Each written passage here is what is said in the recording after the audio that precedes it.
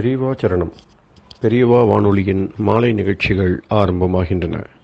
இன்றைய எமது நிகழ்ச்சிகள் நித்திய குரு பாதுகா பூஜா, ஸ்ரீ ரா கணபதி அவர்கள் எழுதிய புத்தகத்தின் ஒளிவடிவம், ஆன்மீக உரை, மகா பெரியவா மகிமை, உபன்யாசம். பெரியவா சரணம். பெரியவா சரணம். அடுத்த நிகழ்ச்சி நித்திய குரு பாதுகா பூஜை. शुक्लां भरदरं विष्णुं शशिवर्णं चतुर्भुजं प्रसन्नवदनं ध्यायेत् सर्वविघ्नोपशान्तये। ममोपात्त समस्त दुरितक्षयद्वारा श्री परमेश्वर प्रीत्यर्थं गुरुप्रसाद सिद्ध्यर्थं गुरुप्रीत्यर्थं गुरुपादपूजाम् अद्य करिष्ये। गुरुर्ब्रह्मा गुरुर्विष्णुर्गुरुर्देवो महेश्वरः गुरुः साक्षात् परब्रह्म तस्मै श्रीगुरवे नमः। अपार करुणासिन्धुं ज्ञानदं शान्तरूपिणं श्रीचन्द्रशेखरगुरुं प्रणमामि मुदान्वहम्।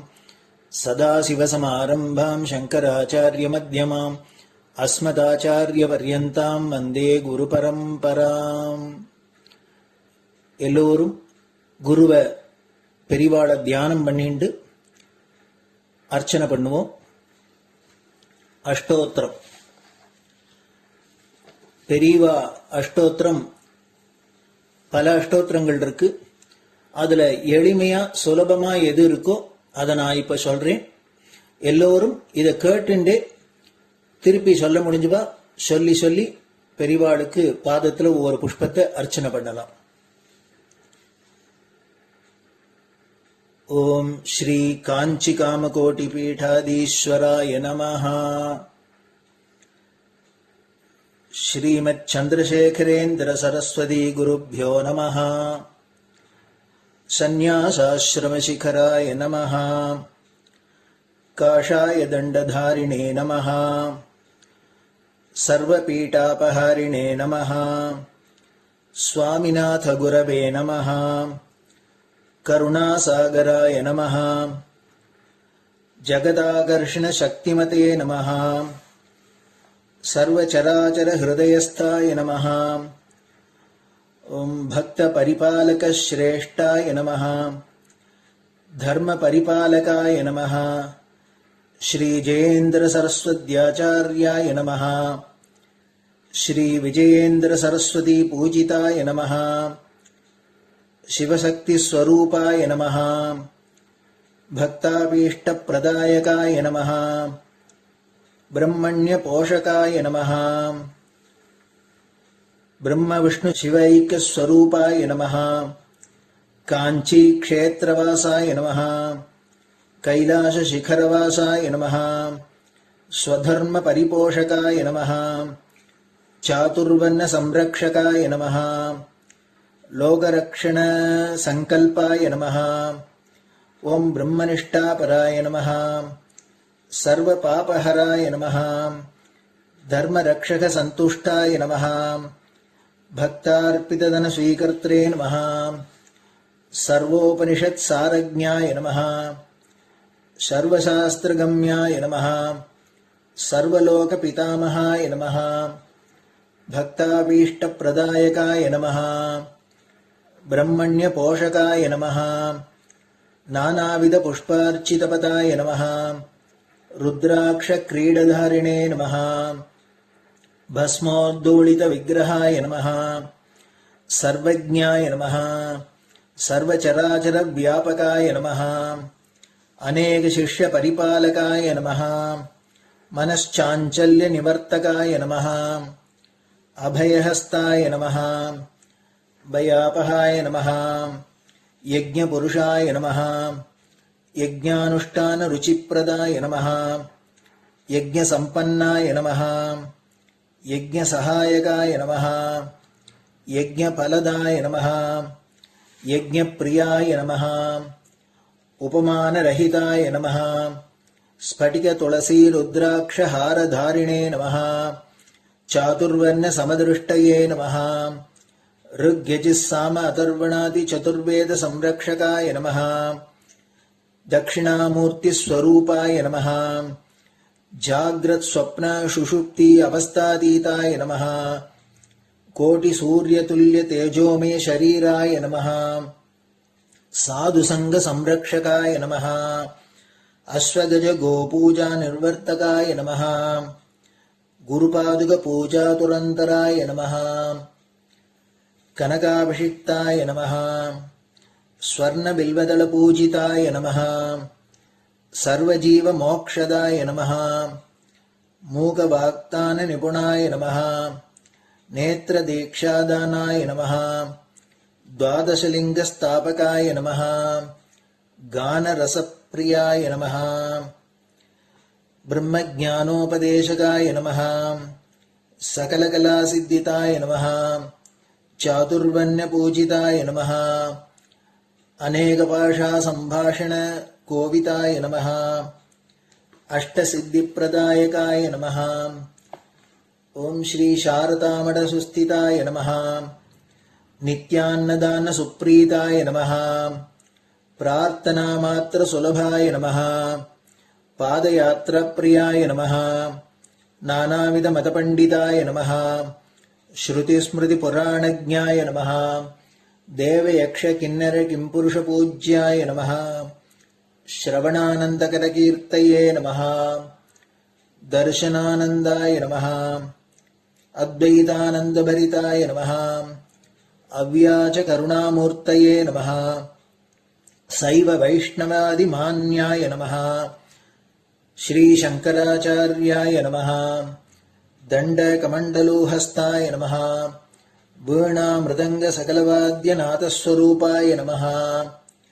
रामकथारसिकाय नमः वेदवेदाङ्ग आगमादिसकलकलासतस्प्रवर्तकाय नमः हृदयगुहाशयाय नमः शतरुद्रीयवर्णितस्वरूपाय नमः केदारेश्वरनाथाय नमः अविद्यानाशकाय नमः निष्कामकर्मोपदेशकाय नमः लघुभक्तिमार्गोपदेशकाय नमः लिङ्गस्वरूपाय नमः सालग्रामसूक्ष्मस्वरूपाय नमः कालड्यां शङ्करकीर्तिस्तम्भनिर्माणकर्त्रे नमः जितेन्द्रियाय नमः शरणागतवत्सलाय नमः श्रीशैलशिखरवासाय नमः डमरुकनादविनोदाय नमः वृषभारूढाय नमः दुर्मदनाशकाय नमः आभिचारिकदोषहर्त्रे नमः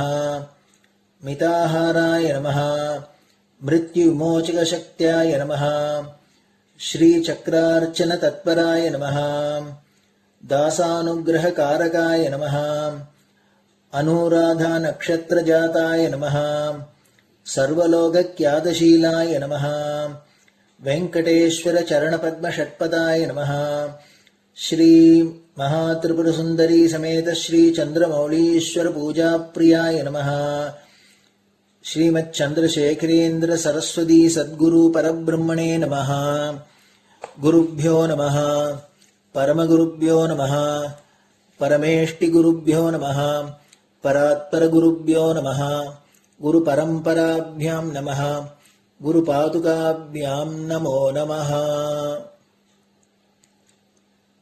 அடுத்தது ஊதுபத்தி இருந்தா அதை காமிச்சு தூபம், நெய் தீபம் இருந்தா காமிச்சு அதை நெய் தீபம் தீபம் காமிச்சுட்டு நைவேத்தியம் வெத்தலைப்பாக்கு பழம் இதுலேருந்து ஆரம்பிச்சு அவளுக்கு எது சௌரியமோ அதுபடி நைவேத்தியம் பண்ணலாம். அதுக்கு அடுத்தது கற்பூர ஹாரத்தி பண்ணி எல்லோரும் பிரதட்சிண நமஸ்காரம் பண்ணி பெரியவாள்கிட்ட பிரார்த்தனை பண்ணிண்டு எல்லோரும் க்ஷேமமா இருக்கணும், லோகம் பரம மங்களமா சௌக்கியமா இருக்கணும், எல்லோரும் வியாதி வெக்க இல்லாத ஆயுராரோக்கிய ஐஸ்வர்யத்தோட சாந்தம் அமைதியோட ஞான வைராக்கியத்தோட எல்லோரும் நல்லவர்களாயிருந்து நன்மையை அடையணும்னு பிரார்த்தனை பண்ணி இந்த பூஜையை தினம் செய்யலாம். குரு பிரம்மா குருர் விஷ்ணுர் குருர் தேவோ மகேஸ்வரः குரு சாட்சாத் பரபிரம்ம தஸ்மை ஸ்ரீ குரவே நமஹ. அபார கருணா சிந்தும் ஞானதம் சாந்தரூபிணம் ஸ்ரீ சந்திரசேகர குரும் பிரணமாமி முதான்வகம். சதாசிவசமாரம்பாம் சங்கராச்சாரிய மத்யமாம் அஸ்மதாச்சாரிய பர்யந்தாம் வந்தே குரு பரம்பராம். குரு பாத பூஜை நிறைவடைஞ்சது. பெரியவா சரணம். பெரியவா சரணம்.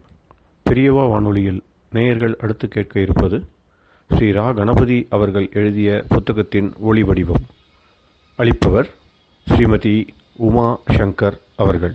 தேனினும் இனிய சொல்லான் தீச்சுடர் மேனி கொண்டான் ஊனுயிர்க்குயிரதான ஒன்றினைக் கலந்து நின்றான் ஏனினிக் கவலை நெஞ்சே இன்றுனக் அருள் செய்தான் இஞ்ஞானவான் காமகோட்டி நாதனை நம்புவோமே. ஜெய ஜெய சங்கர, ஹர ஹர சங்கர. மகாபெரிவாளின் உபன்யாசங்களை ரா கணபதி அண்ணா தெய்வத்தின் குரல் என்ற பெயரில் 7 பாகங்களாக தொகுத்து அளித்ததின் 6ஆம் பாகத்தின் அடுத்த பகுதி சௌந்தர்ய லகரி, ஸ்லோகம் 47 கடைசி பாகம். இம்மாதிரி வலக்கையால் வில்லை பிடித்துக் கொள்ளும் சாமர்த்தியசாலிகளுக்கு சவ்யசாட்சி என்றே பெயர் கொடுத்து சிறப்பித்திருக்கிறது. அர்ஜுனனுக்கு அந்த பேருண்டு. கீதையிலேயே பகவான் நிமித்த மாத்திரம் பவசவ்யசாட்சின் என்கிறார். 33வது ஸ்லோகம், 11வது அத்தியாயம். அந்த அர்ஜுனனின் கைக்கருவியாக மட்டுமே தனுசு இருந்து கொண்டு அவன் பண்ணுவிப்பதையே பண்ணுகிற மாதிரி தம்முடைய உத்தேசப்படியே பண்ணும் கருவி மாத்திரமாக அவன் இருக்க வேண்டும் என்று உபதேசிக்கிற போது இப்படி சொல்லி இருக்கிறார். நீ பெரிய சவ்யசாட்சியாக உன்னுடைய காண்டீவ தனுசை இழுக்கிற இழுப்புக்கு இழுத்தாலும் நீயும் உன்னையே தனுசாக்கிக் கொண்டு நான் இழுக்கிற இழுப்புக்கு இழுபட வேண்டியதுதான். சவ்யசாட்சிக்கும் நான் சவ்யசாட்சி என்ற தத்துவத்தை அப்படியே கண்டென்ஸ் பண்ணி 4 வார்த்தையில் போட்டுவிட்டார். இடி இந்திரனுடைய வஜ்ராயுதம், மழைக்கு தேவதையே அவன்தான். அர்ஜுனன் இந்திரகுமாரன் ஆனபடியால் இடி விழாமல் இருப்பதற்கு பிரார்த்தனையாக அர்ஜுனனின் 10 பேர்களை ஒரு ஸ்லோகமாக கொடுத்திருக்கிறது. அங்கேயும் சவ்யசாட்சி வருகிறது. அர்ஜுனகா, பல்குனகா, பார்த்தகா, கிரீட்டி, ஸ்வேதவாகனகா, பீபத்சுஹு, விஜயகா, கிருஷ்ணகா, சவ்யசாட்சி, தனஞ்சயகா. அர்ஜுனன் சமாச்சாரம் இருக்கட்டும், அதுக்கு இப்போ என்ன வந்தது? மன்மதனும் அவனாட்டமா சவ்யசாட்சி. அப்படி இருந்தும் இங்கே அவன் சவ்யமில்லாத கையாலேயே புருவவில்லை பிடிச்சுண்டிருக்கிறதா ஆச்சாரியாள் பாயிண்டடாக காட்டியிருக்கிறாருங்கிறேள். என்ன பாயிண்ட்? அதை சொல்லுங்கோ. சொல்கிறேன். ஒரு வில்லாளி வில்லை அதன் மத்திய பாகத்தில் கையாலே பிடித்துக் கொள்ளும் போது நாம் அவனுக்கு எந்த பக்கத்திலே இருந்து கொண்டு பார்க்கிறோம் என்பதை பொறுத்தே அதனுடைய நாணின் மத்திய பாகமும் மறைப்பட்டோ மறைப்படாமலோ இருக்கும். இப்போது நன்றாக சித்திரமாக கல்பனை பண்ணிக்கொண்டு பாருங்கள். அம்பாளுடைய புருவத்தை மன்மதன் வில்லாக வளைப்பதாக வைத்துக் கொள்கிற போது நாம் அவனுக்கு எந்த பக்கத்தில் இருக்கிறோம்? இடது பக்கத்தில்தான். அவனுடைய வலது பக்கத்தில் அம்பாளுடைய முகம், பின்னந்தலைதான் வரும். நன்றாக சித்திரம் பண்ணி பாருங்கள். அம்பாள் சுவாமிக்கு இடது பக்கத்தில் தான் இருப்பாள். அந்த அம்பாள் முகம் நெடுக்குவாட்டாக இருக்கிறதென்றால் அதிலே குறுக்குவாட்டாக இந்த புருவவில் இருக்கிறது. அதனால் அதை பிடித்துக் கொண்டிருப்பவனும் அப்படித்தான் இருக்கணும். அவனுக்கு வலது பக்கத்திலே அவளுடைய முகமே வந்து கவர் வைத்துவிடும், சுவர் வைத்துவிடும். அதனாலே அந்த பக்கம் நாம் நின்று பார்க்கவே முடியாது. இடது பக்கம் மட்டும்தான் நாம் நின்று பார்க்கும்படி ஃப்ரீயாக இருப்பது. இப்படி நாம் பார்க்கும்போது அவன் வலது கையால் வில்லை பிடித்துக் கொண்டிருக்கிறான் என்று வைத்துக் கொள்ளுங்கள். அப்போது அவனுடைய 4 விரல் உள்ளங்கையில் மடிந்து வில்லுத்தண்டின் மத்தியை பிடித்துக் கொண்டிருப்பதாக பார்ப்போம். அதாவது முஷ்டி என்று ஆச்சாரியால் சொல்லும் புறங்கை முட்டாக இல்லாமல் உள்ளங்கை பக்கம்தான் தெரியும். இதுவும் கூட அந்த மத்திய பாகத்தை மறைக்கத்தான் செய்யும் என்றாலும் விரல்களை சேர்த்து மடக்கி அழுத்துவதை டைட்டாக பண்ணாவிட்டால் இடுக்கு விட்டு கொண்டு வில்லுடைய மத்திய பாகமும் கொஞ்சமோ நஞ்சமோ தெரியவே செய்யும். பரிபூர்ணமாக மறைப்பட்டிராது. விரல்களை நாம் சேர்த்து மடக்கும் போது முதல் கணுவரை அதை நன்றாக ஒட்டிக்கொண்டு சேர்க்கிற அளவுக்கு பின் 2 கணுவில் இருக்கும் என்று சொல்ல முடியாது. பிடி கொஞ்சம் தளர்ந்தாலும் உள்ளே இருப்பது இங்கே தனுர்தண்டத்தின் மத்தி தெரிய ஆரம்பித்துவிடும். ஆனால் முஷ்டி என்ற புறங்கை பக்கத்தை எடுத்துக்கொண்டால் அது தனித்தனியாயுள்ள 4 விரலை நம் பிரயாசையில் நாம் சேர்ப்பது போல இல்லாமல் பகவானே ஒன்றாக சேர்த்து வைத்த ஏக பாகமாக இருக்கிறது.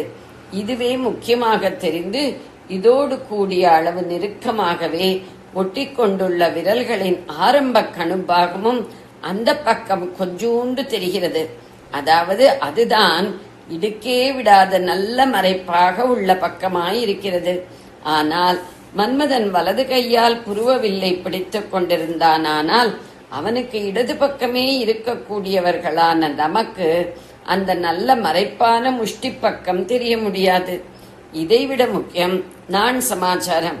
வில்லாளியின் பிரகோஷ்டம் என்பதான மணிக்கட்டு நான் மத்தியை மறைப்பதாக முதலிடம் கொடுத்து சொன்ன பிறகுதான் முஷ்டௌச்ச என்று முட்டியும் வில்லுத்தண்டின் மத்தியை மறைப்பதை ஆச்சாரியால் சொல்லி இருக்கிறார். நான் மாதிரியுள்ள விழி ஒளியின் கண்டினியூட்டி தொடர்ச்சி அம்பாளுடைய மூக்குத்தண்டால் மத்தியில் துண்டித்து போனதாக தெரிகிறதல்லவா? இப்படி ஒரு துண்டிப்பு அப்போது மன்மதன் வலக்கையால் வில்லை பிடித்திழுக்கும் போது அவனுக்கு இடப்பக்கம் உள்ள நம் அங்கிளில் தெரியவே முடியாது. நம்முடைய பார்வையில் அவனுடைய அந்த கை நானுக்கு அந்தண்டை பக்கத்திலேயே இருக்குமாதலால் அவனுடைய மணிக்கட்டினால் நான் மத்தி மறைபடாமல் முழுசாகவே தெரிந்துவிடும். நான் மத்தி மறைபடாமல் முழுசாகவே தெரிந்துவிடும். அப்போது உபமானம் தப்பி போய்விடும். வில்லாளியின் மணிக்கட்டால் மறைக்கப்பட்ட நானின் நடுபாகம் மாதிரி அம்பாளின் கருவிழியின் தொடர்ச்சி நாசியால் மறைக்கப்பட்டிருக்கிறது என்று உவமை காட்ட முடியாது. அதுவே இடது கையால் அவன் வில்லை பிடித்துக் கொண்டிருப்பதாக வைத்துக் கொண்டு பாருங்கள். பேஷ் பேஷ் போடும்படியாக எல்லாம் சரியாகி விடுகின்றன. முஷ்டி அதுதான் புறங்கை பக்க குத்துச்சண்டை முத்திரை. அதுவே தனுர் மத்தியை பிடித்துக் கொண்டு 2 இடுக்கு இல்லாமல் நன்றாக மறைக்கிறது. பிரகோஷ்டமும் நாணின் மத்தியை அதே மாதிரி நம் பார்வையிலிருந்து அடியோடு மறைத்து விடுகிறது. ஒரு மாதிரி சிக்கலை விடுவித்து விட்டேன் என்று நினைக்கிறேன். அல்லது இப்பத்தான் தலையை சுற்றி கொண்டு வருகிறதோ என்னவோ. ஆனாலும் சொல்ல மாட்டீர்கள். சொன்னால் மறுபடி கிளாரிஃபை பண்ணுகிறேன் என்று ஆரம்பித்து விடுவேனோ என்று. அதனால் அடுத்த ஸ்லோகத்திற்கு போவோம். சிறிது பொழுது மௌனமாக இருந்து இஸ்லோக விஷயமாகவே தொடர்கிறார்கள். சாரம் என்னவென்றால், அம்பாள் மகிமையே ஈஸ்வரன் எரித்து சாம்பலாக்கின மன்மதனை உயிர்ப்பித்ததுதான். சிருஷ்டி லீலைக்காக இப்படி பண்ணினாள். அப்புறம் சிருஷ்டியில் ஜனங்கள் கெட்டு போகிறார்களே, அவர்களை காப்பாற்ற நம் ஒருத்தியாலேயே முடியும் என்றாலும் ஜனக ஜனனியாக தாயும் தந்தையுமாக போனால்தானே அவர்களுக்கு ரொம்பவும் பிடித்த மாதிரி இருக்கும். அப்படி அனுகிரகிக்க வராமல் இவர் ஏகாந்தமாகவே போய் உட்கார்ந்து விடப் போகிறாரே என்று புருவத்தை நெறித்துக் கொண்டு கவலைப்பட்டாள். அப்போது இவளால் உயிர்ப்பிச்சை பெற்றவன் அந்த நெறிப்பையை பிரயோஜனப்படுத்திக் கொண்டு அம்பாளுடைய புருவத்தையே தனுசாக்கிக் கொண்டு, நான் உன் உதவிக்கு வரேன் அம்மா, இந்த வில்லை நான் ஆயத்தமாக தூக்கி பிடித்துக் கொண்டே இருந்தேனானால் அவர் கொஞ்சம் வைராக்கியமாகிற போதே பானத்தை போட்டு அவரை திருப்பி விடலாம். முன்னே ஏதோ கரும்பு வில்லை வைத்துக் கொண்டு நான் பண்ண முடியும் என்று மார்த்தட்டி கொண்டு போனதால் பஸ்மமானேன். இப்போது சாக்ஷாத் உன் முகத்தில் நான் குடிபுகுந்து உன்னுடைய புருவ நேத்திரங்களையே தனுசு நாணாக்கிக் கொண்டிருப்பதால் அப்படி ஆகாது. வெற்றியை பற்றி சந்தேகமே இல்லை என்று சொல்கிறான். அந்த புருவ நெறிப்புக்கு அடங்கி ஒடுங்கித்தான் பிரம்மாவிலிருந்து சதாசிவன் வரை மகா பெரிய தேவர்களும் தொழில் படுகிறார்களாதலால் நாமும் அதை தியானித்து சரணடைந்தோமானால் மன்மதனும் அதற்கு அடங்கி ஒடுங்கி நம்மிடம் வராமல் ஓடிவிடுவான். ப்ருவௌ புக்னே கிஞ்சிது புவன பயபங்க வியசனினி த்வதீயே நேத்ராபியாம் மதுகர ருச்சிபியாம் திருதகுணம் தனுகு மன்யே சவ்யேதரகர கிரஹீதம் ரதிபதேஹே பிரகோஷ்டே முஷ்டௌ ச ஸ்தகயதி நிகூடாந்தரம் உமே. ஜெய ஜெய சங்கர, ஹர ஹர சங்கர. பெரியவா சரணம். இந்நிகழ்ச்சியின் அடுத்த பகுதி நாளை மாலை இதே நேரத்தில் ஒளிபரப்பாகும். பெரியவா சரணம். பெரியவா சரணம். பெரியவா வானொலியில் நேயர்கள் அடுத்து கேட்க இருப்பது திரு கவிக்கண்ணன் அவர்களின் ஆன்மீக உரை. பெரியவா சரணம். ராம் ராம். ஸ்ரீ குருப்யோ நமஹ. ஜெய ஜெய சங்கர, ஹர ஹர சங்கர.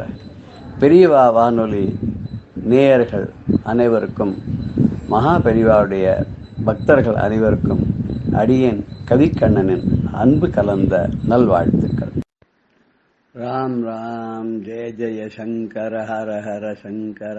ஸ்ரீ குருப்யோ நம.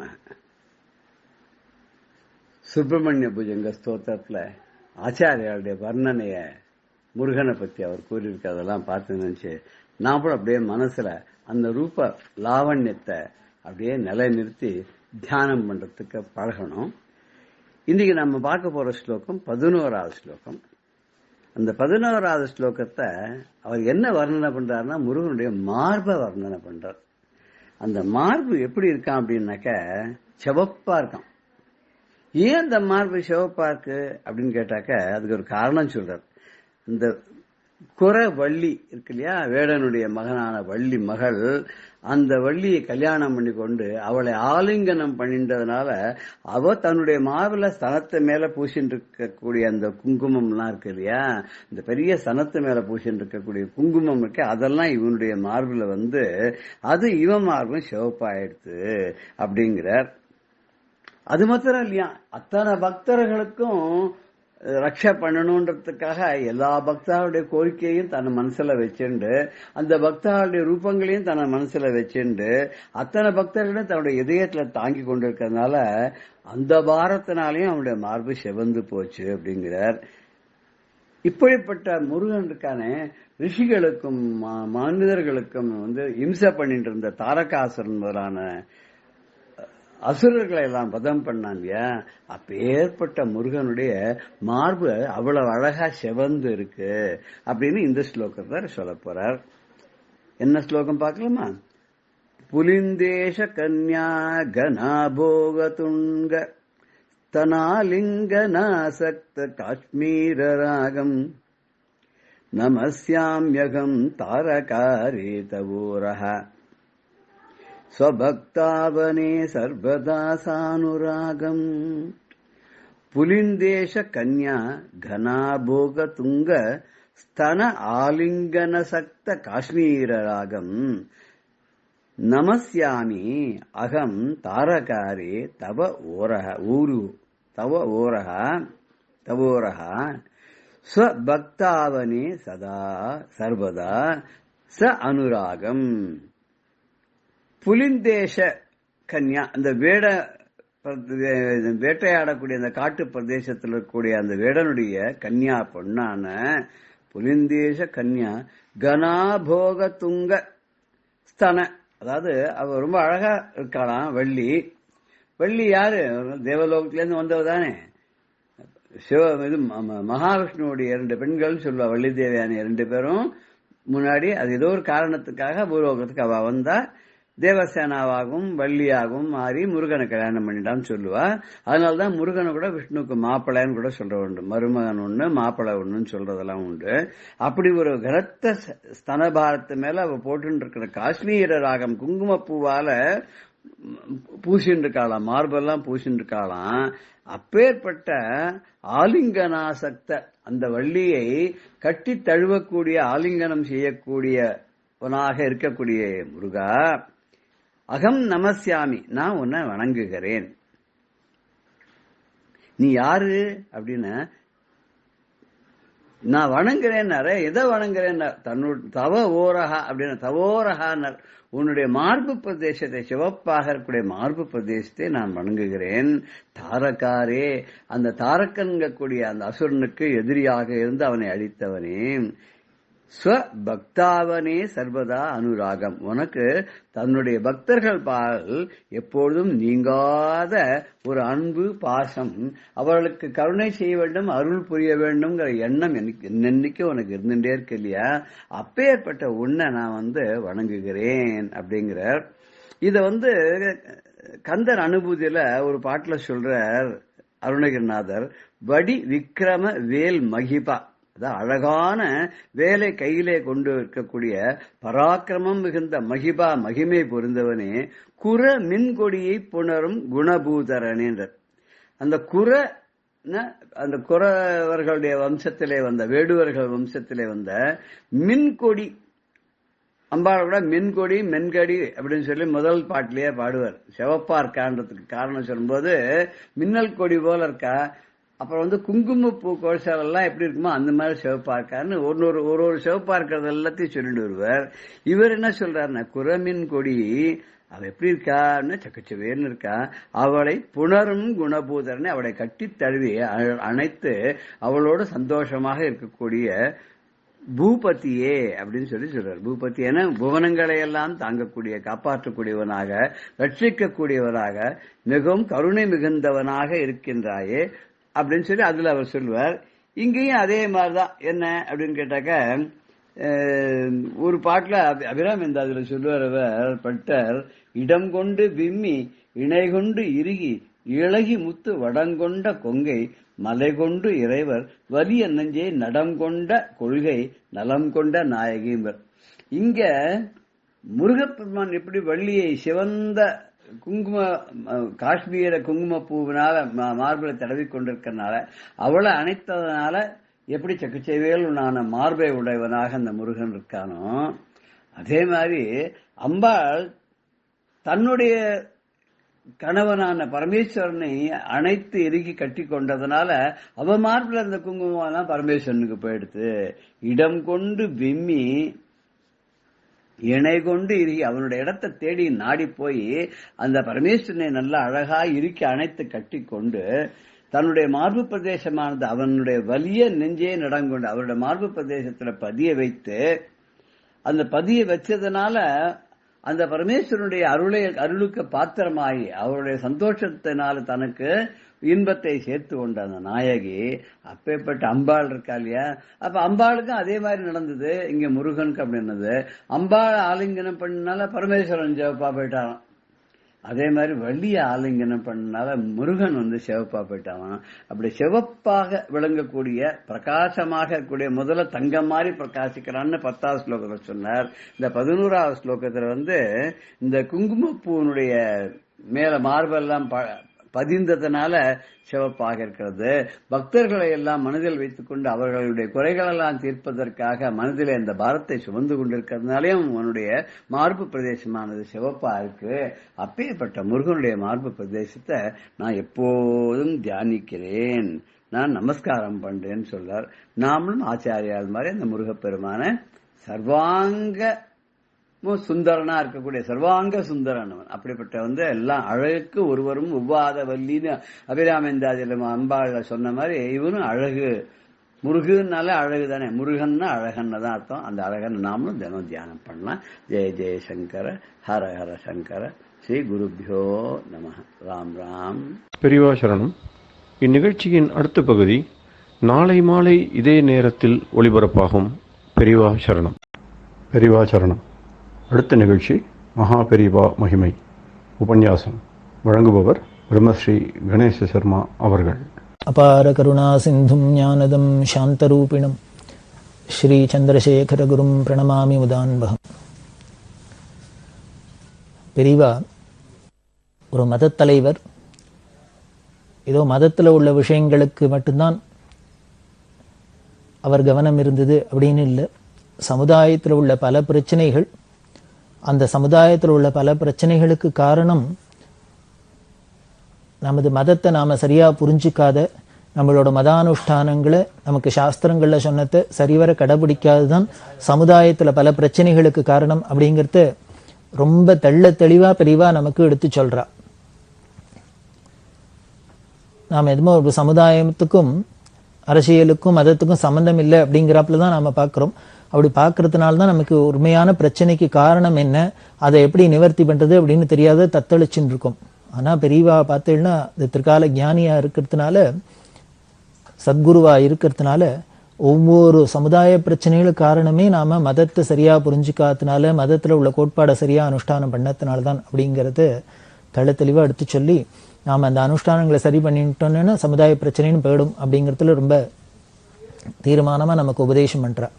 அதுல பார்த்தீங்கன்னா சமுதாயத்துல உள்ள பல கொடுமைகளுக்கு காரணம்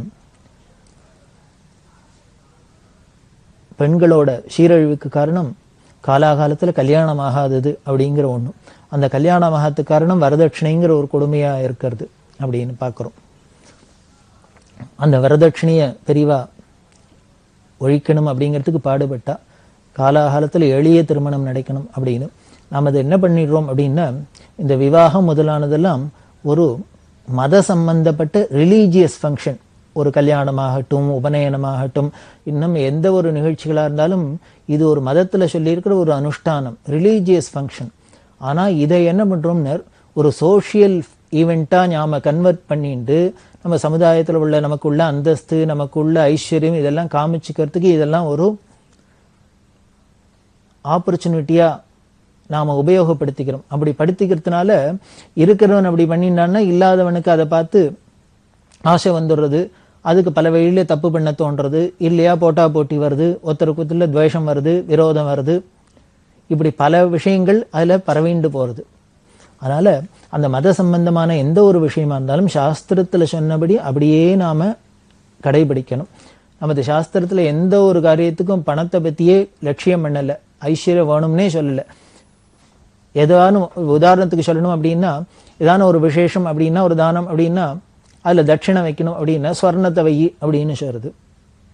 சரி, பவுனம் வைக்கிறது அப்படின்னா பவுன ஸ்வர்ணத்துமே தட்சிணையா வச்சாதான் நம்ம இனிமே ஒரு தானத்தை பண்ண முடியுமா, ஒரு காரியத்தை பண்ண முடியுமான்னு. அதே சாஸ்திரம் என்ன பண்றது, உடனே உனக்கு பவுன வை, பவுன் இல்லையா ஒரு துளசி தளத்தை வைங்க அப்படிங்கிறது. அப்போ பாத்துங்கோ, பவுனை வச்சாலும் ஒண்ணுதான், ஒரு துளசி தளத்தை வச்சாலும் ஒண்ணுதான் அப்படின்னு. இருக்கிறவா பவுன் வைக்கிறா, இல்லாதவா துளசி தளத்தை வைக்கலாம். அப்படி இருக்கிறவனும் துளசி தளத்தை வச்சாலுமே பரவாயில்ல, ஏன்னா இல்லாதவன் பவுனை வைக்க முடியாது, அதனால இருக்கிறவனும் துளசி தளத்தை வச்சுக்கலாம்.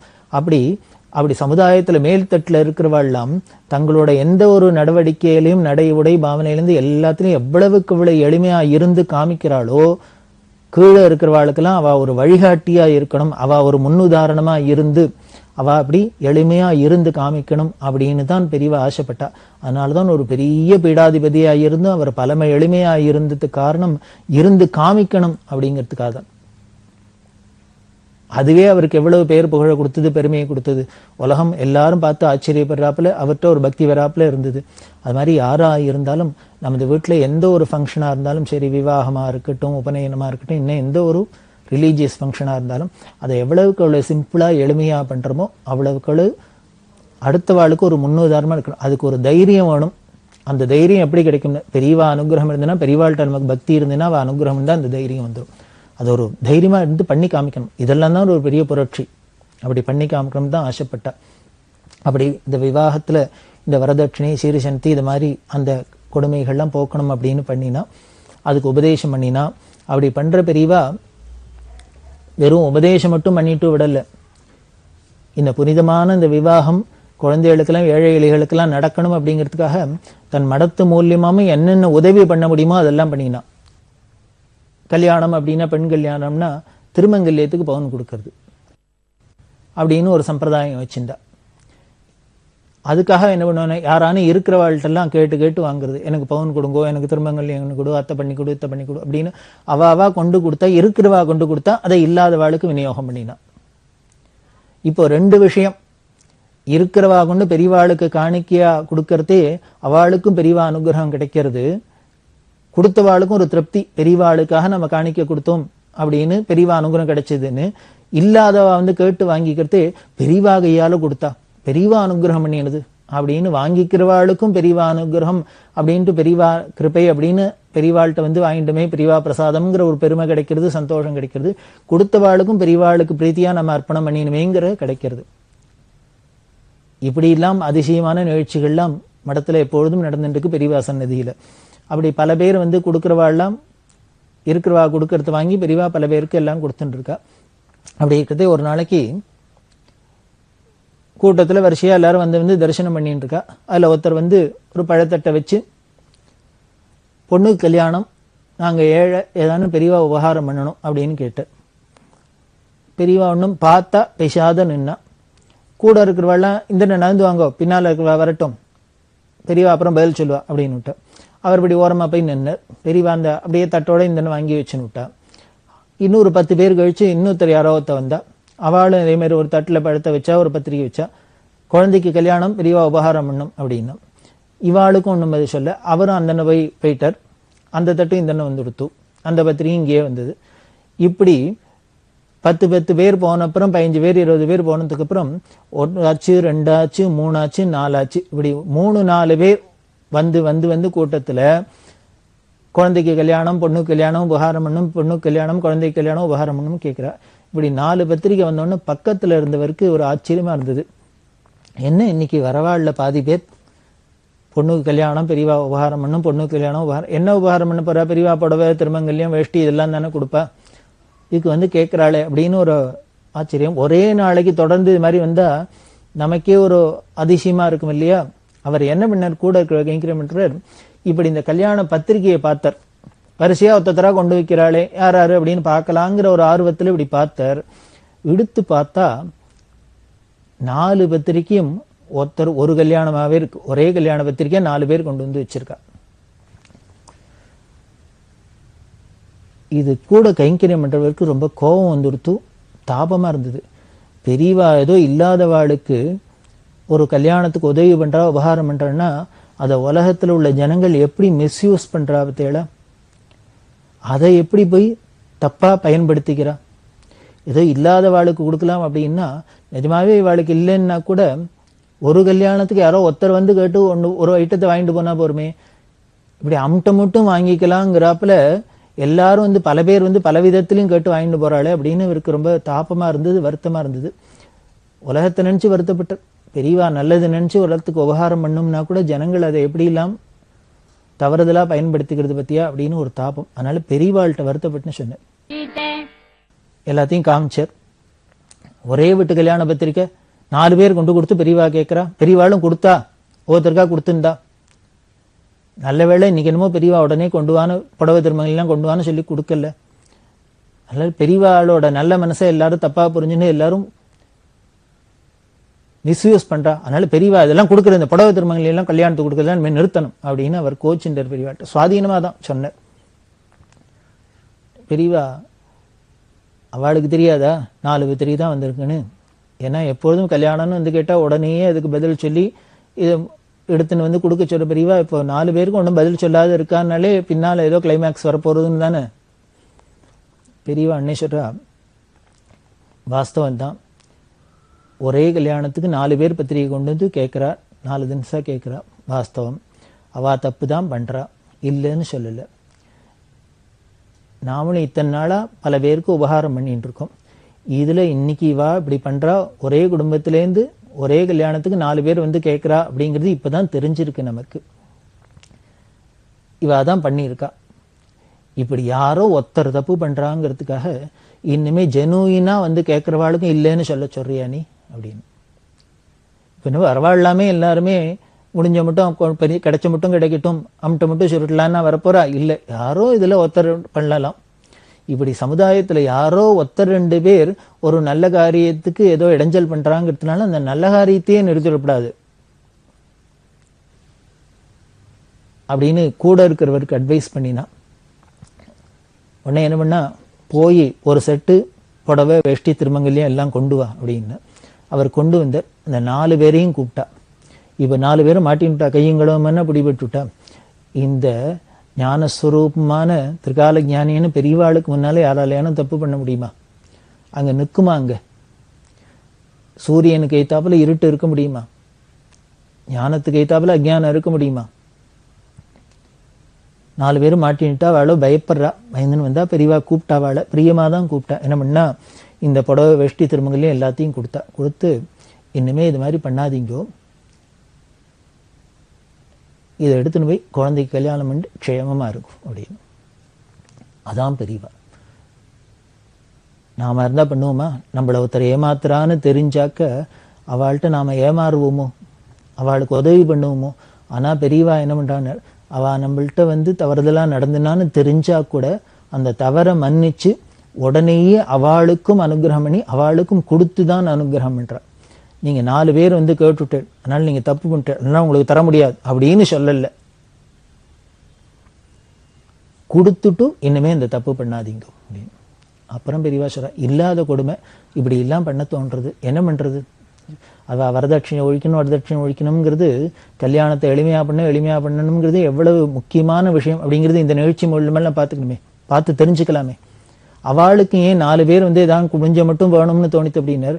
கல்யாணத்துல என்னென்ன சீர் சனத்தி எல்லாம் கேட்டாலோ அதுக்கு எத்தனை இடத்துக்கு போறது? அதனால போற இடங்கள்லாம் என்ன கிடைச்ச மட்டும் வாங்கிக்கலாம்னு தானே பாக்குறதா தோன்றாப்புல இருக்கு. அதனாலதான் எளிமையா இருக்கணும்னு சொன்னாது, வைதீகமா இருக்கணும்னு சொன்ன.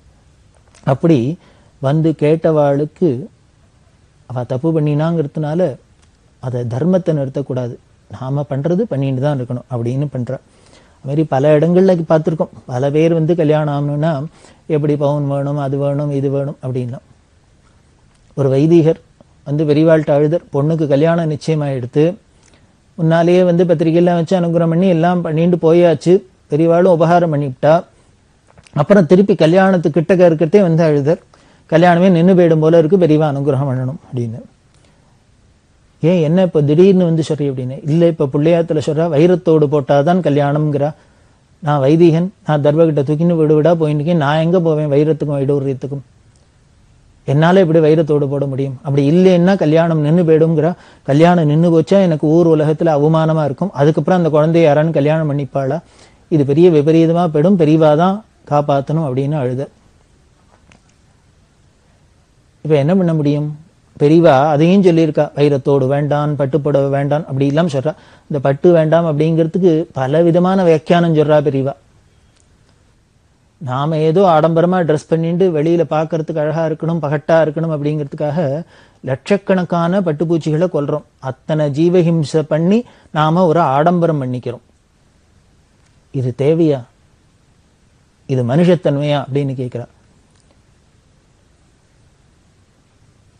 ஒரு பக்தர், பெரியவா பக்தர், அவர் ரொம்ப சுவாதீனமா பெரியவாள்கிட்ட பக்தி பண்ணக்கூடியவர். அவர் ரொம்ப விளையாட்டா சொல்லுவார். பெரியவா பட்டு அப்படின்னாலே காஞ்சிபுரம் அப்படிங்கிறது ரொம்ப பிரசித்தம். பட்டு புடவைக்கு பெயர் போனது காஞ்சிபுரம், காஞ்சி பட்டு உடுத்தி அப்படிங்கிறோம். ஆனா அப்படி பட்டு புடவைக்கே ராஜதானியா இருக்கிற காஞ்சிபுரத்துல இருக்கிற காஞ்சி காமகோடி பீடாதிபதி பெரியவா என்ன பண்ணார், பட்டு புடவை வேண்டாம், பட்டு புடவை வேண்டாம்னு பிரச்சாரம். எங்க பட்டுக்கு ஆஸ்தானமா இருக்கோ அந்த இடத்துல இருந்தே பட்டு வேண்டாம், பட்டு வேண்டாம்னு சொல்றாப்புலையும் இருக்கு பெரியவா. அதுதான் ஆச்சரியமா இருக்கும். அப்படி அவர் பரியாசமா சொல்லுவார். அது மாதிரி பட்டு வேண்டாம் அப்படின்லாம் சொல்றா, வைரம் வேண்டாம் அப்படின்னு சொல்றா. ஏதோ காதுல அந்த காலத்துலாம் பார்த்தீங்கன்னா காதுல சுமங்கலிகள்லாம் காது வெறுங்காதா இருக்கக்கூடாது அப்படின்னு சொல்லியிருக்கு சாஸ்திரம். அதாவது காதுல, மூக்குல, கழுத்துல, கையில, காலில் இந்த இடங்கள்ல எல்லாம் அவன் ஆபரணத்தோட இருக்கணும், பூர்ணமா இருக்கணும், நிரம்பி இருக்கணும். அப்பதான் தீர்க்க சௌமங்கல்யம், வீட்டுக்கு நாட்டுக்கு எல்லா இடத்துலயும் சுபீக்ஷம் இருக்கும், ஐஸ்வர்யம் இருக்கும், லட்சுமி கடாட்சம் இருக்கும். அப்படிங்கிறதுனால இந்த இடம்லாம் மூலியா இருக்கக்கூடாதுன்னு சாஸ்திரம் சொல்றது. அதுக்காக இங்கெல்லாம் ஆபரணம் போட்டுக்கணும்னு சொல்லியிருக்கு. அந்த காதுல ஓலை அப்படின்னு சொல்லணும், பனை ஓலையை சுருட்டி போட்டு பாடலாம். அம்பாளே காதுல ஓலை ஓலைன்னு போட்டுருக்கா அப்படின்லாம் சொல்றோம். அதைத்தான் வச்சுன்னு சொல்றா பெரியவா. அப்படி ஓலையெல்லாம் போட்டுக்கிறது தான். ஓலையை யார் வேணா எடுத்து போட்டுக்கலாமே, அது எல்லாருக்கும் கிடைக்கக்கூடிய விஷயம் தானே. அப்படி போட்டுருக்கா. அப்படி ஓலையே போட்டிருந்தது காலப்போக்கில் மாறி மாறி அப்புறம் பவுன் தோடா போய் அப்படி போய் இப்படி போய் என்ன எடுத்துனார். அப்புறம் வைரத்தோடு வரைக்கும் வந்தது. அப்படி வைரத்தோடா வந்தா கூட வைர ஓலைன்னு பேர் வச்சுட்டா. அது பழசா இருந்த காதில் போட்டிருந்த ஓலை பேரே வைரத்துக்கும் போட்டுட்டா. வைரத்துல ஓலை கிடைக்குமா என்ன? கிடைக்காது. அது ஓலை தான் இருக்கணும். அந்த இடத்துல வைரம் இருக்கா, அதனால வைர ஓலையெல்லாம் பேர் வச்சுட்டு இருக்கோம். அதனால வைரம் வேண்டாம், ஓலையே இருந்தாலே போரும் அப்படிங்கிற இதுதான் சாஸ்வதம். இந்த வைதிகரோ இந்த அழற கல்யாணம் நின்று போயிடும், வைரத்தோடு வேணும்னு. என்ன பண்றது? என்ன பெரியவா என்ன பண்ணா, எய்த்தாப்புல ஒரு பக்தர், அந்த பக்த நல்ல ஐஸ்வர்யம் உள்ளவா, அவள்கிட்ட கேட்டா, நீ காதுல வைரத்தோடு தானே போட்டுருக்க? ஆமா அப்படின்னு. இது எவ்வளவு கேரட் தேரும் அப்படின்னு. 1 கேரட் அப்படின்னு. இதையும் பெரியவா கேட்கிறான்னு அந்த வைத்தியர் சொன்ன, அவ பிள்ளையாத்துல வைரத்தோடு கேட்கிறாளா, அதுவும் 1 கேரட்ல இருக்கணும்னு. அது பாருங்களேன். இதெல்லாம் வேடிக்கை என்னன்னு, ரொம்ப இதெல்லாம் ஒரு தப்பு மாதிரியே நமக்கு ஒரு துளி கூட ஒரு குற்ற உணர்ச்சியே இல்லாத ரொம்ப சர்வசகஜமா சாதாரணமா வச்சுட்டு இருக்கோம் இதெல்லாம். அதனாலதான் பெரியவா கேட்டா, அவ அதான் 1 கேரட்ல வேணும்னு கேட்கலாம். அதனால இது எவ்வளவு தேரும் அப்படின்னா 1 கேரட் அப்படின்னு. பெரியவா சொன்னா, அப்போ அந்த தோடை கைட்டு எனக்கு கொடுக்குறியா அப்படின்னு. அந்த அம்மா பார்த்தா, இந்த கதையெல்லாம் பார்த்துட்டு இருக்காளே, இதுக்கு தான் பெரியவா கேட்கறான்னு தெரியும்.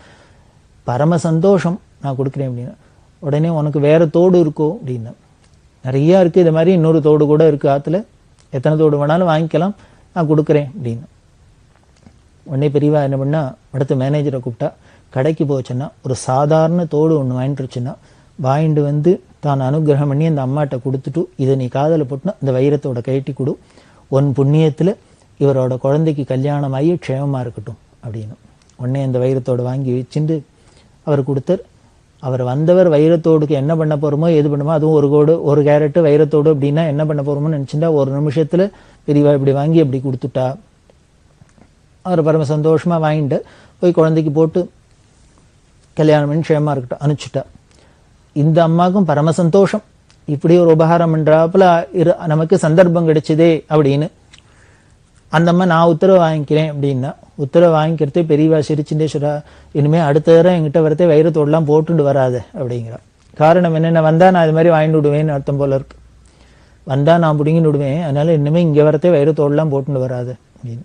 இப்படி வைரத்தை கொண்டா, வைரூரியத்தை கொண்டா, இத்தனை பவுனை கொண்டா, அத்தனை பவுனை கொண்டா, இந்த பணத்தை கொண்டா, அந்த பணத்தை கொண்டா, என்னெல்லாம் இன்னும் என்னெல்லாமோ பார்க்கணுமே, இந்த சத்திரத்தை வை, அந்த சத்திரத்தை வை, இந்த கச்சேரி வை, அந்த அத்தை வை, இத்த வை அப்படின்னு. இதுக்கு மேல பார்த்தேன், இந்த காலகட்டத்துல இப்போ பெரியவா இந்த கல்யாணத்துல பார்த்தா இன்னும் ரொம்ப வருத்தப்படுவா. பார்த்தேன்னா அதுல வைதிக ஆஸ்பெக்ட்ஸ் அப்படின்னு எது எது முக்கியமோ, மந்திரம் முக்கியம், மேல உள்ள காரியங்கள்லாம் முக்கியம், அதெல்லாம் விட்டுடுறோம். மற்ற விஷயங்கள்லாம் பிடிச்சிக்கிறோம், இந்த மேல இந்த வழி அந்த லௌகீகத்தெல்லாம் பிடிச்சிக்கிறோம். அதுல எவ்வளவு சாமான்களை பண்டங்களை விரயம் பண்றோம். பார்த்தேன்னா என்னமோ பரங்கிக்கால பிள்ளையார், பூஷணிக்கால பெருமாள், அப்படி இப்படி எல்லாம் பண்ணி அலங்காரமெல்லாம் வைக்கிறா. ஒரு சாப்பிட்ற கரிகாயெல்லாம் இது மாதிரிலாம் அலங்காரம் பண்ணி வைக்கணுமா? அந்த பரங்கிக்கால இது மாதிரி இனிமேல் இந்த கரிகாலில் இப்படி எல்லாம் பண்ணி ஷோ கேஸ்ல வச்சு எல்லாருக்கும் என்ன பார்க்கறவெல்லாம் பார்த்துட்டு என்ன பண்ணிட்டு போப்புறா, விஷாத போப்புறா. அதுக்கப்புறம் அந்த கரிகாலெல்லாம் தூக்கி விட்டெறிய போறோம். அதுக்கு இதெல்லாம் ஒரு 7 அநாத ஆசிரமத்துக்கு கொடுத்துருந்தா, அந்த கரிகாயெல்லாம் கொடுத்துருந்தா, அந்த குழந்தைகளுக்கெல்லாம் ஏழைகளுக்கெல்லாம் வயறார சமையல் பண்ணி போட்டானோ அந்த குழந்தையெல்லாம் திருப்தியாவானும் இருந்திருக்கும், சாப்பிட்டுருக்கும், வயறானும் வழித்திருக்கும். அதுக்கு இல்லாது இது மாதிரிலாம் ஒரு ஆடம்பரம் வேஸ்ட் பண்றோம். இத்தனை ஐட்டம் பண்றது, அத்தனை ஐட்டம் பண்றது, இப்படி வைக்கிறது, அப்படி வைக்கிறது, அத்தனை அலங்காரம் பண்றது, அத்தனை அலங்காரம் பண்றது, எல்லாம் வேஸ்ட். யார் என்னென்ன சாப்பிட்றா அப்படிங்கிறத விட எரியறது தான் ஜாஸ்தியா இருக்கு. நீங்க பார்த்தீங்கன்னா கல்யாண செலவுல உபயோகமா யாருக்கானும் ஒருத்தருக்கு உபயோகமா அதுல ஏதானும் போயிருக்குமா அப்படின்னு பார்த்தா, அப்படி உபயோகமா போனதை விட உபயோகம் இல்லாத வேஸ்ட் ஆனதுதான் முக்காவாசிக்கு மேல இருக்கும். அதெல்லாம் நம்ம அவசியம் தெரிஞ்சுக்கணும். பெரியவாள்கிட்ட பக்தி, பெரியவாள்கிட்ட பக்தி, பெரியவா சரித்திரம் கேட்கிறோம், பெரியவா பெருமை கேட்கிறோம் அப்படின்னா இதெல்லாம் நாம ஒரு நடைமுறைக்கு கொண்டு வரத்துக்கு நம்மளால ஆன கைங்கரியம் பண்ணும். முதல்ல நாம அனுஷ்டானம் பண்ணும். நமக்கு தெரிஞ்சு யாரானும் பண்ணினா கூட அதை தடுக்கணும், சொல்லணும். பெரியவா அனுகிரகம் நமக்கு கிடைக்கணும்னா இதெல்லாம் நாம வேஸ்ட் பண்ணாத இருக்கணும் அப்படின்னு. இப்படி இருந்தோம்னாலே நாமெல்லாம் பொறுப்பா இருந்தாலே நாட்டில் உள்ள பிரச்சனைகள்லாம் போயிடும். பொருளாதார பிரச்சனைகள்லாம் தானே இருக்கிற இடம் தெரியாத ஓடி போயிடும். எல்லாருமே உதாரித்தனமா செலவழிக்கிறதுனால தானே பொருளாதாரத்துல இவ்வளவு சிக்கல்லாம் ஏற்படுறது. இப்படி காலம் வெறிச்சு கிடக்கு. அது இல்லாத இருக்கணும் அப்படிங்கிறதுக்கு தான் பெரியவாளோட உபதேசம். அதுதான் பெரியவா சொன்னா. அப்படி இந்த கல்யாணங்களுக்கெல்லாம் பெரியவா உபகாரமும் பண்ணியிருக்கா. மணிகண்ட சர்மா அப்படின்னு திருவனந்தபுரத்தில் இருக்க அவர் ரிக்வேதி. ரிக்வேதத்தை ரொம்ப ஏழை சாமானியமான குடும்பம் தான். அவர் ரிக்வேதத்தை அத்தியானம் பண்ணினதுக்கு அப்புறம் பெரியவா ஹாஸ்பிட்டலில் போய் ஷடங்கம்ங்கிறத படிக்க சொன்னா. அந்த ஷடங்கம் படித்த ஒரே வித்வான் இருந்தார். அவர் காலமாயிட்டா அந்த ஷடங்கம்ங்கிறதே போயிடும். அதாவது வேதம்ங்கிறது உயிர், அதுக்கு அங்கம். 6 அங்கம். அந்த 6 அங்கத்தை தான் ஷடங்கம்ங்கிறோம். அந்த ஷடங்கத்தை போய் படிக்கணுங்கிறதுக்காக ஒரு 5-6 வேதம் படிச்ச குழந்தைகளை அந்த ஹாஸ்பிட்டலில் அனுப்பிச்சு அவள்கிட்ட படிக்க சொல்லியிருந்தா. அப்படி படிச்சுன்னுக்கிட்டே இந்த மணிகண்ட சர்மாவோட தங்கைக்கு கல்யாணம் 12 வயசு வந்தது. கல்யாணம் வீட்டில் ஏற்பாடு பண்ணினா. அவள் என்ன பண்ணா, பத்திரிக்கை அனுப்பிச்சு பெரியவாள்கிட்ட கொண்டு வச்சு பெரியவா அனுகிரகத்தை வாங்கிடுவா அப்படின்னு சொல்லி அனுப்பிச்சிருந்தா. பெரியவா பண்டரிபுரம்ங்கிற இடத்துல இருந்தா. இந்த மணிகண்ட சர்மா பத்திரிகை கொண்டு வச்சார். வச்ச உடனே பெரியவா கேட்டா, கல்யாணம் எப்போ எல்லாம் பார்த்துட்டு நீ எப்போ கல்யாணத்துக்கு போறேன்னு. போகணும், நீ தான் போறேன் நீ. இப்படி இந்த மணிகண்ட சர்மாவோட பேசினுக்கிறதே பம்பாயிலேருந்து அனந்தராமன் ஒரு பக்தர் அவர் வந்திருந்தார் மனைவியோட. அவ என்ன பண்ணினா, ஒரு 10 பவுனுக்கு தங்க சங்கிலி அதை பண்ணி கொண்டு பெரியவாள்கிட்ட வச்சா. பெரியவா எதுக்குன்னா, அந்த அம்மா சொன்னா, பெரியவா சொப்பனத்துல எனக்கு 10 பவுன்ல சங்கிலி பண்ணி கொடுன்னு போடுவியான்னு கேட்டா, அதனால உடனே பண்ணி எடுத்துன்னு வந்திருக்கேன்னு கொண்டு வச்சா. பெரியவா சிரிச்சுனே, நான் எதுக்கு உங்ககிட்ட கேட்டேன் பவுன் சங்கிலி, சொப்பனத்துல கேட்டேனா அப்படின்னு ஒண்ணும் தெரியாத மாதிரி கேட்டுவிட்டு உடனே சொல்றா, இந்த மணிகண்ட சர்மா காமிச்சு, இவன் பாவம் நான் சொன்னேன்னு வேதாத்தியானம் பண்ணியிருக்கான், ஷடங்கம் படிச்சுருக்கான், கஷ்டப்படுற குடும்பம், இவன் சகோதரிக்கு கல்யாணம் நடக்கிறது, அதனால இந்த குழந்தை கல்யாணத்துக்கு வேணா இதை வச்சுக்கலாமா, இந்த சங்கிலியை நீங்களே எடுத்துன்னு போங்கோ அப்படின்னு சொல்லிட்டு லைப்ரரி சுப்பிரமணியர் அப்படின்னு ஒரு பக்தர், இந்த லைப்ரரி சுப்பிரமணியர், இந்த அனந்தராமன், அவர் சம்சாரம் எல்லாரையும் இந்த மணிகண்ட சர்மாவை அழிச்சுன்னு போக சொல்லி கல்யாணத்தை பண்ணிவாய், ஒன்னால இந்த கல்யாண செலவு முழுக்கல நீனே பண்ணுன அப்படின்னு சொல்லி அவளை விட்டு பண்ண சொல்லிட்டு இந்த பம்பாலேருந்து இந்த மணிகண்ட சர்மாவுக்கு ஒரு செலவும் இல்லை. இவாளே போனா இந்த அனந்தராமன் அவள்லாம் எல்லாத்தையும் கல்யாணத்தை பண்ணி வச்சுட்டா. ஆனா தவிர்க்க முடியாத காரணத்தினால இந்த 10 பவுன் சங்கிலி அங்க வாங்கிக்கல, வேண்டாம் அப்படின்னு விட்டா. அதை திருப்பி எடுத்துன்னு வந்தா. பெரியவாள்கிட்ட சொன்னா, எல்லாம் கல்யாணத்தை நன்னா பண்ணி வச்சாச்சு, ஆனா இந்த சங்கிலி தேவையில்லை, வேண்டான்னு வச்சுட்டா என்ன பண்றது அப்படின்னு. உடனே பெரியவா சொன்னா, நீ ஒண்ணு பண்ணு, இதை கேஷா ஆக்கி, இதை வித்து கேஷாக்கி அந்த கல்யாணம் ஆன பொண்ணு பேர்லயே டெபாசிட் பண்ணிடும், மாசம் மாசம் வட்டி போறாப்புல பண்ணு அப்படின்னு சொன்னான். பண்ணி அது போயிருந்தது. அதுக்கப்புறம் இந்த மணிகண்ட சர்மா சம்பாதிக்க ஆரம்பிச்சோன்னு பெரியவாள்கிட்ட சொன்னேன், அக்காவுக்கு அனுப்பிச்சுருக்கிற அந்த வட்டி வேண்டாம் அப்படின்னு சொல்ல பெரியவா அதை டெபாசிட் ஃபிக்ஸட் டெபாசிட்டா பண்ண சொல்லி, அந்த அவ சிஸ்டருக்கு கல்யாணம் அவளுக்கு பொன் குழந்தை பிறந்து அந்த பொண்ணுக்கு கல்யாண வயசு வந்தோடனே இந்த டெபாசிட் பண்ணி வச்சு இந்த பணத்தை அப்படியே அந்த கல்யாணத்துக்கு உபயோகப்படுத்திக்க சொன்னான். இது பெரியவா அனுகிரகத்தை பாருங்கோ. மணிகண்ட சர்மாவுக்கு அனுகிரகம் பண்ணத்தோட இல்லை, அவ அக்கா சிஸ்டர் கல்யாணத்துக்கு அனுகிரகம் பண்ணத்தோடு இல்லை, அந்த சிஸ்டருக்கு குழந்தை பிறந்து அந்த பொன் குழந்தை கல்யாணத்துக்கும் இந்த பணம் உபயோகமா இருந்திருக்கு பெரியவா பண்ற அனுகிரகம். அப்படின்னா குடி முழுதும் ஆட்கொண்டு அப்படின்னு வழி வழியாவும் பெரியவா நமக்கு அனுகிரகம் பண்ணிட்டு இருக்கா. எதனாலன்னு பெரியவா சொன்ன அந்த பிரியமான அந்த வேதத்தை அத்தியானம் பண்ணி ஷடங்கத்தை அத்தியானம் பண்ணி அந்த வைதீக நெறியில நின்னத்தினால அதுக்கு பரம்பரையா பெரியவா அனுகிரகம் பண்ணிட்டு வரான்னு தெரியறது. அதனால பெரியவா அனுகிரகத்தை அடையணும்னா நாம வேற ஒண்ணுமே பண்ண வேண்டாம். அவளுக்கு பிடிச்ச அந்த தர்ம வழியில நின்னுட்டோம்னா, வேதோக்தமான வழியில இருந்தோம்னா நமக்கு அவ அனுகிரகம் பரம்பரையா இருக்குன்னு இந்த நிகழ்ச்சிகள் மூலமெல்லாம் தெரியுது.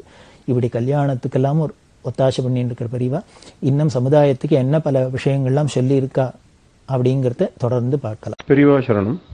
இந்நிகழ்ச்சியின் அடுத்த பகுதி நாளை மாலை இதே நேரத்தில் ஒளிபரப்பாகும். பெரியவா சரணம். பெரியவா சரணம். அடுத்த நிகழ்ச்சி திருவாசக இன்னிசை. வழங்குபவர் ஸ்ரீ சத்குருநாத தேசிகர் அவர்கள். பெரியவா சரணம்.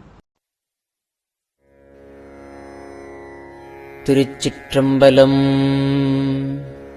நீத்தல் விண்ணப்பம். கடையவனேனை கருணையினால் கலந்து ஆண்டு கொண்ட விடையவனே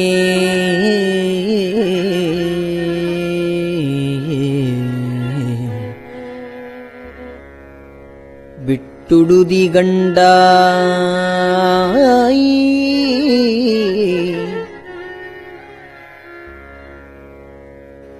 கலந்து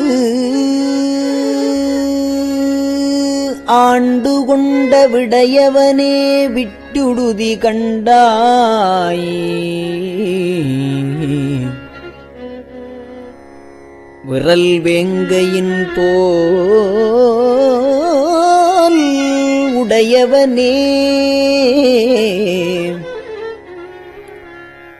மன்னும் உத்தரகோசமங்கைக்கு அரசே சடையவனே தளர்ந்தேன் எம்பிரான் என்னை தாங்கிக் கொள்ளே.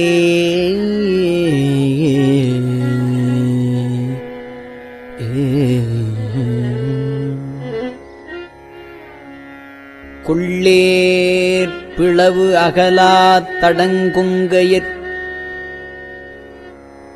கொவ்வை செவ்வாய் விள்ளேன் எனினும் விடுதி கண்டாய்.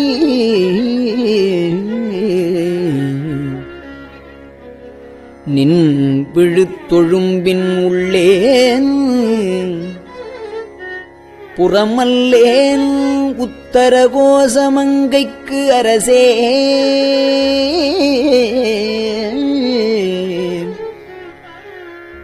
கள்ளேன் ஒழியவும் கண்டுகொண்டு ஆண்டது எக்காரணமே.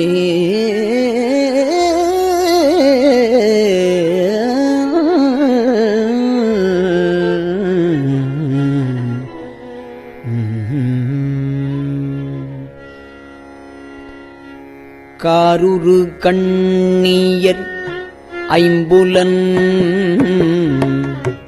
ஆற்றங்கரை மரமாய் வேருருவேனை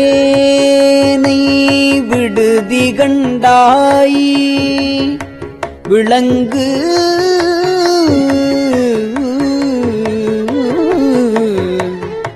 வேருருவேனை விடுதி கண்டாய்.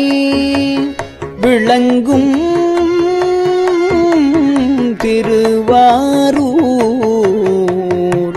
ஊர் உறைவாய் மன்னும் உத்தர கோச மங்கைக்கு அரசே. வாருரு பூன் முலையாள் பங்க உத்தர கோச மங்கைக்கு அரசே. வாருரு பூன் முலையாள் பங்க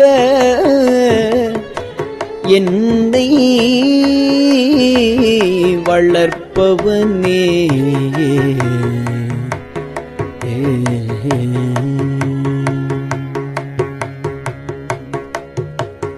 வளருகின்ற நின் கருணை கையில்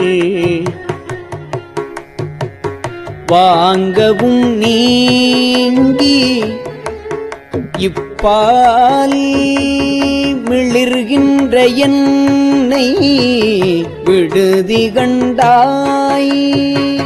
வெண்மதி கொழுந்து ஒன்று ஒளிர்கின்ற நீண்முடி உத்தர கோச மங்கைக்கு அரசே. தெளிகின்ற பொன்னும் மின்னும் அன்ன போற்ற செழுஞ்சுடரே.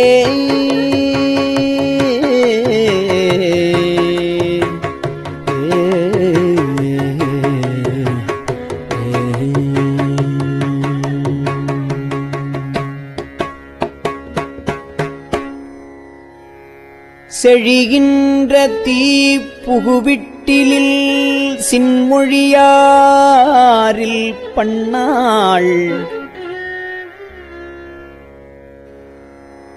விழுகின்ற என்னை விடுதி கண்டாய்.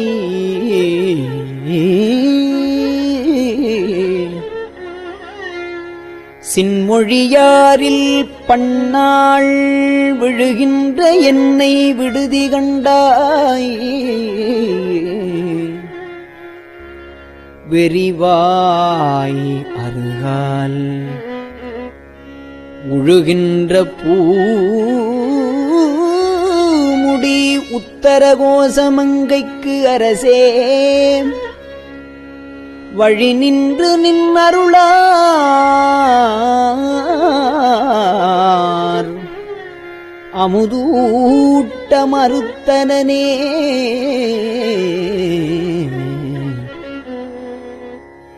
மறுத்தனன் யான் உன் அருள் அறியாமையின் என் மணியே வெறுத்து என்னை நீ விட்டுடுதி கண்டாய் வினையின் தொகுதி ஒருத்து என்னை ஆண்டுகொள் உத்தரகோசமங்கைக்கு அரசே பொறுப்பரன்றே பெரியோர் சிறு நாய்கள் தம் பொய்யினையே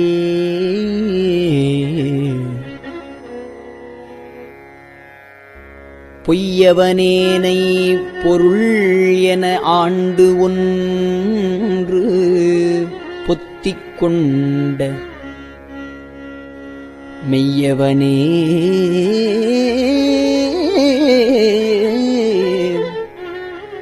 விட்டுடுதி கண்டாய் விடமுன் மிடற்று மையவனே விடம் உன் மிடற்று மையவனே மன்னும் உத்தரகோசமங்கைக்கு அரசே செய்யவனே சிவனே சிறியேன் பவம் தீர்ப்பவனே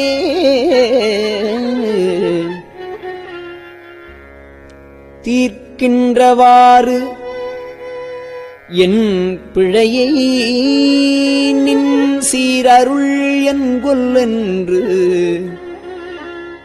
வேர்க்கின்ற என்னை விடுதி கண்டாய் விரவா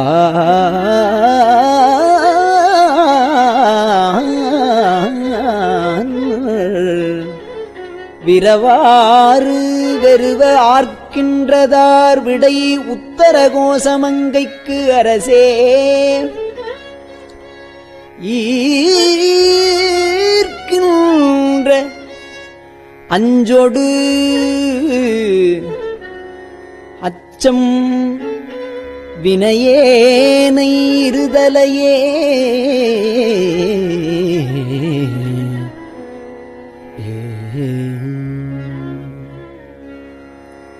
இருதலைக் கொள்ளியின் உள்ளெரும்பு ஒத்து நினை பிரிந்த விரிதலையேனை விடுதி கண்டாய் வியன் மூலகுக்கு ஒரு தலைவா மூலகுக்கு ஒரு தலைவா மன்னும் உத்தரகோசமங்கைக்கு அரசே பொறுதலை மூவிலை வேல்வலன் ஏந்தி பொலிபவனே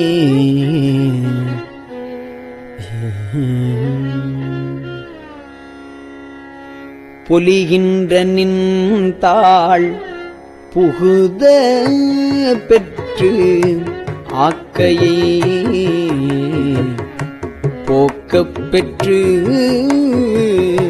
மெலிகின்ற என்னை விடுதி கண்டாய் அழிதேர் விளரி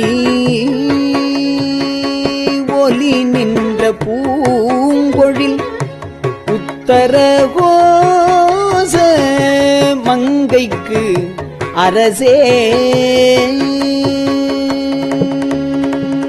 ஒலி நின்ற பூங்கொழில் உத்தரகோச மங்கைக்கு அரசே வலி நின்ற சிலையால் எரித்தாய் புறம் மாறுபட்டே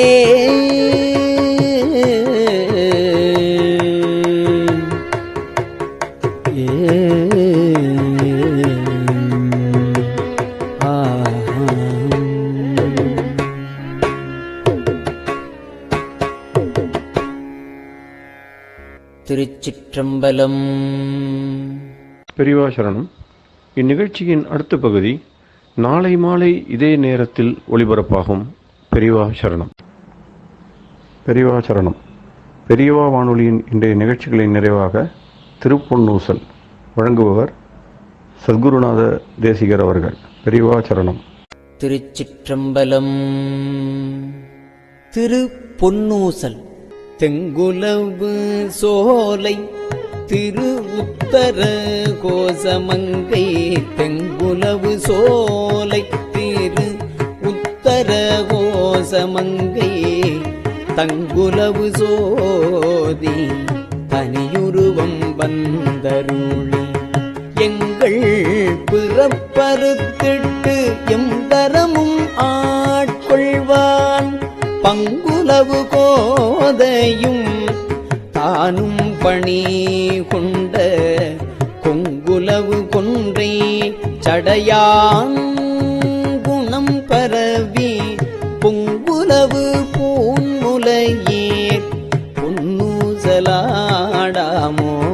பொங்குலவு கொன்றை சடையான் குணம் பரவி பொங்குலவு பூன்முலையீர் பொன்னூசலாடாமோ. பொங்குலவு பூன்முலையீர் பொன்னூசல் ஆடாமோ.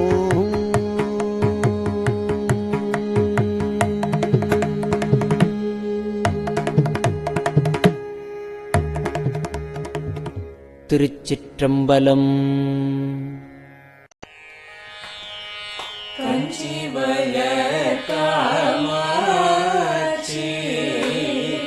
தங்குழந்தாய் சங்கரரே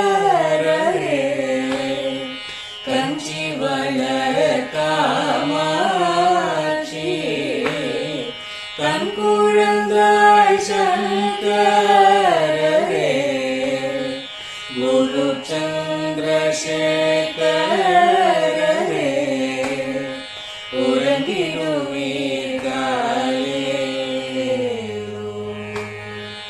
உறங்கிடுவீர்களே.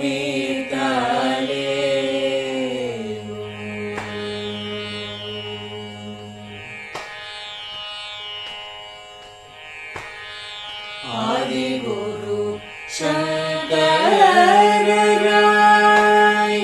அன்றொரு நாள் வந்தவரே. 68 பீட்டபதி காலேரு. ஏழுலகும் பூப்பவரே காப்பவரே கரப்பவரே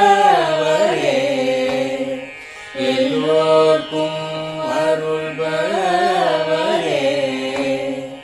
உறங்கிடுவீர்களே.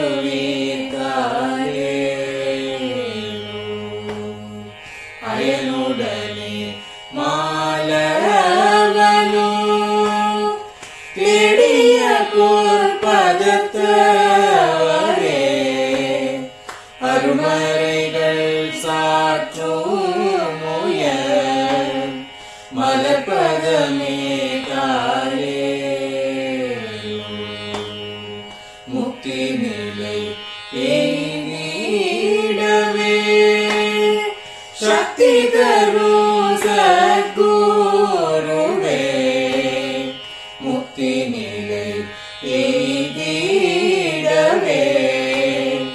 சக்தி தரும் சத்குருவே. நித்தமெங்கள் நாவீசையில் நித்திரை கொள்தாயே.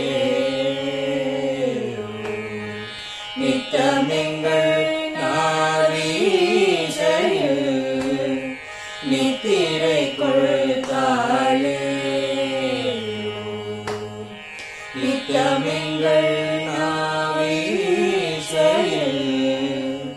நித்திரை கொள்ளாரே.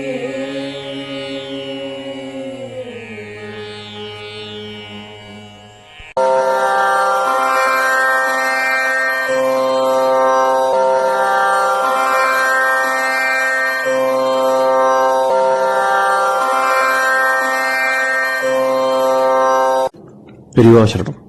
பெரியவா வானொலியின் மாலை நிகழ்ச்சிகள் இத்துடன் நிறைவடைகின்றன. எமது அடுத்த ஒளிபரப்பு நாளை காலை இந்திய நேரப்படி 6 மணிக்கு துவங்கும். பெரியவா சரணம்.